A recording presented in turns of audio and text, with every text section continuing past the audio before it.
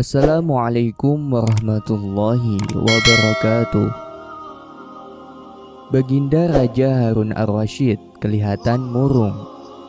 Semua menterinya tidak ada yang sanggup untuk menemukan jawaban dari dua pertanyaan Baginda.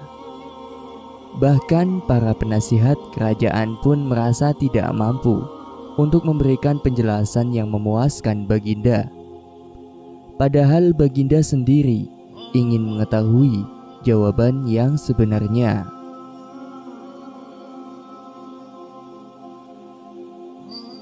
Jangan kemana-mana, simak videonya sampai akhir.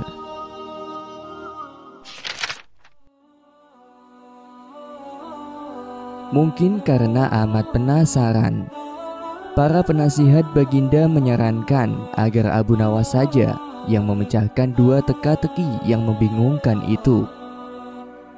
Tidak begitu lama, Abu Nawas dihadapkan. Baginda mengatakan bahwa akhir-akhir ini ia sulit tidur karena gangguan oleh keingintahuan menyingkap dua rahasia alam itu. Tuanku yang mulia, sebenarnya rahasia alam yang manakah yang Paduka maksudkan? Tanya Abu Nawas ingin tahu. Aku memanggilmu untuk menemukan jawaban dari dua teka-teki yang selama ini menggoda pikiranku, kata Baginda. Bolehkah hamba mengetahui kedua teka-teki itu, wahai Paduka junjungan hamba? Yang pertama, di manakah sebenarnya batas jagat raya ciptaan Tuhan kita? Tanya Baginda. Di dalam pikiran, wahai Paduka yang mulia, jawab Abu Nawas tanpa sedikit pun perasaan ragu. Tuanku yang mulia, lanjut Abu Nawas, ketidakterbatasan itu ada karena adanya keterbatasan. Dan keterbatasan itu ditanamkan oleh Tuhan di dalam otak manusia. Dari itu manusia tidak akan pernah tahu di mana batas jagat raya ini. Sesuatu yang terbatas tentu tak akan mampu untuk mengukur sesuatu yang tidak terbatas. Baginda mulai tersenyum karena merasa puas mendengar penjelasan Abu Nawas yang masuk akal.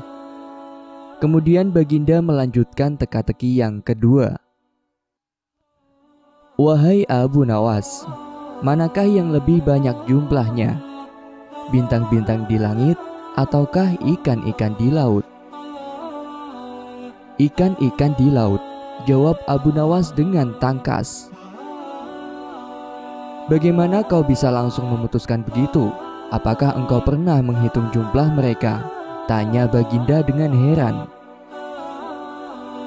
Paduka yang mulia, bukankah kita semua tahu bahwa ikan-ikan itu setiap hari ditangkapi dalam jumlah besar?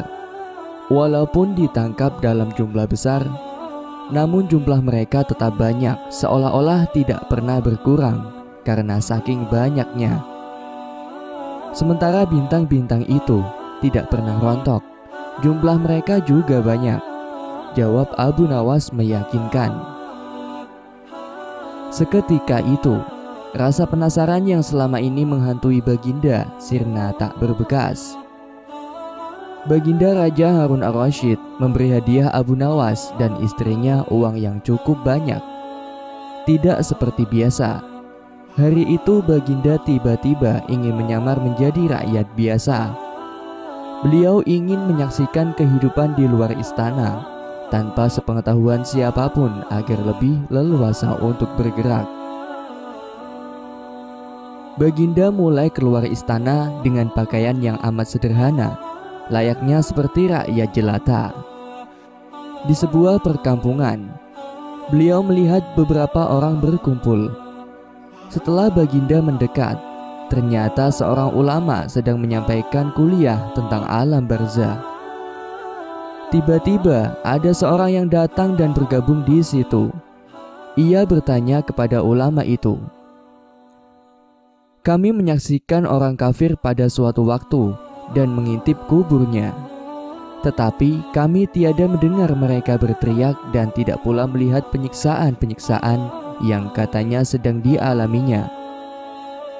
Maka bagaimanakah cara untuk membenarkan sesuatu yang tidak sesuai dengan yang dilihat mata? Ulama itu berpikir sejenak, kemudian ia pun berkata, untuk mengetahui yang demikian itu harus dengan panca indera yang lain. Ingatkah kamu dengan orang yang sedang tidur?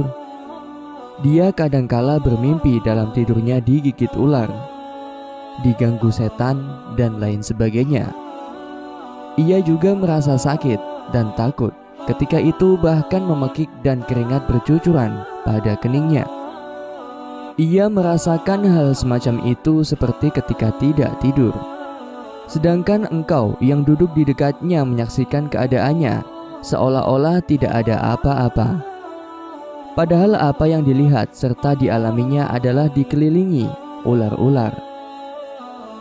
Maka jika masalah mimpi yang remeh saja sudah tidak mampu mata lahir melihatnya, mungkinkah engkau bisa melihat apa yang terjadi di alam barzah?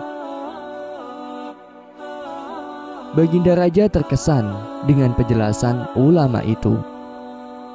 Baginda masih ikut mendengarkan kuliah itu. Kini ulama itu melanjutkan kuliahnya tentang alam akhirat. Dikatakan bahwa di surga tersedia hal-hal yang amat disukai nafsu, termasuk benda-benda. Salah satu benda-benda itu adalah mahkota yang amat luar biasa indahnya. Tak ada yang lebih indah dari barang-barang di surga, karena barang-barang itu tercipta dari cahaya. Saking indahnya, maka satu mahkota jauh lebih bagus dari dunia dan isinya. Baginda pun makin terkesan. Beliau pulang kembali ke istana. Baginda sudah tidak sabar ingin menguji kemampuan Abu Nawas. Abu Nawas pun dipanggil. Setelah Abu Nawas menghadap Baginda, Baginda pun berkata, aku menginginkan engkau sekarang juga berangkat ke surga. Kemudian bawakan aku sebuah mahkota surga yang katanya tercipta dari cahaya itu. Apakah engkau sanggup, wahai Abu Nawas? Sanggup paduka yang mulia, kata Abu Nawas langsung menyanggupi tugas yang mustahil dilaksanakan itu. Tetapi Baginda harus menyanggupi pula satu syarat yang akan hamba ajukan. Sebutkan saja syarat itu, kata Baginda Raja. Hamba mohon Baginda menyediakan pintunya agar hamba bisa memasukinya.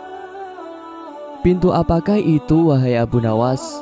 Tanya Baginda belum mengerti. Pintu alam akhirat, jawab Abu Nawas. Loh, apa itu? Tanya Baginda ingin tahu. Itu adalah pintu kiamat, wahai paduka yang mulia.